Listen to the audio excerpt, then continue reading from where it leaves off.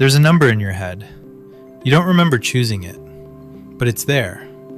By this age, you were supposed to have something. A job that means something, a person who stays, a place that's actually yours. And lately, a quiet thought keeps showing up. Everyone else got a manual, and somehow, you didn't. You feel behind.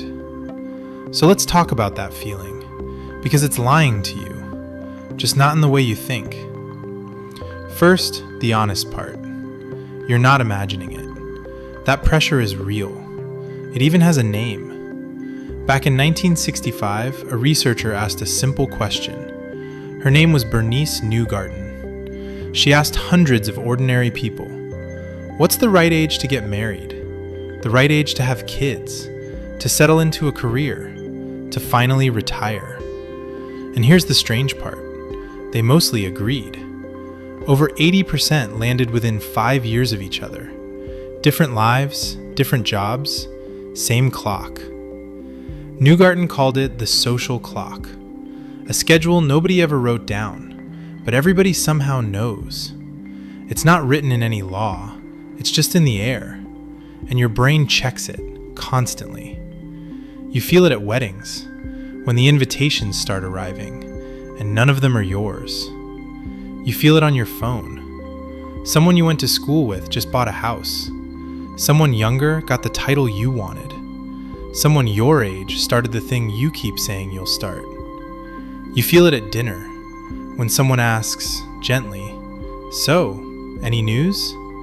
And you smile and say, not yet. And not yet starts to feel like not ever. You feel it most at 2 a.m., doing the math. Where you are minus where you should be. That gap is the feeling. And every night, the gap looks a little bigger. So why does that gap look so huge? There's a reason, and it's from 1954. A psychologist named Leon Festinger noticed something. When we can't measure ourselves objectively, we measure ourselves against other people.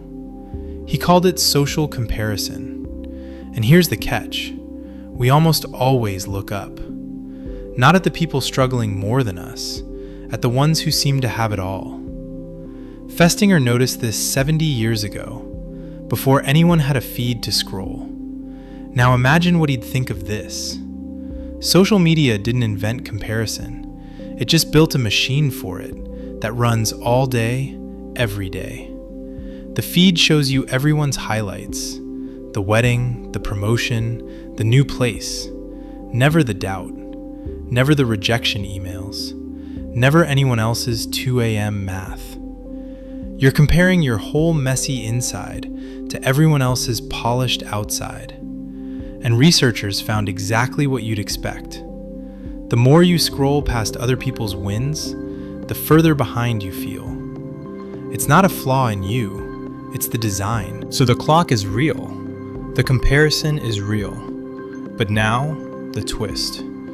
What actually happens if you're late? Two researchers looked into exactly that. Setterston and Hagestad, 1996.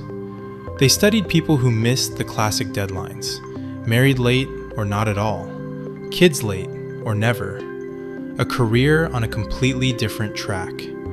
And here's what they found. Almost nothing happened. No real penalty, no cliff to fall off. The deadline felt absolute, but it had no teeth. The pressure was real. The consequences were mostly imaginary. You were sprinting toward a finish line that was just painted on the ground. And it gets worse for the clock, because that schedule in your head, it was set a very long time ago, for a world that doesn't exist anymore. One job for your whole life, a house you could actually afford young. One path, one order, one time for everything. That world is gone, but the clock kept on ticking. You're measuring your life with a ruler from 1955. Of course it says you're short. The ruler is broken, not you. Now, one honest thing, because it matters. This isn't throw the clock away. Some structure is actually good. A life with no direction at all isn't freedom, it's just drifting. A deadline can push you to finally begin. The problem was never having a clock. The problem is whose clock you're using.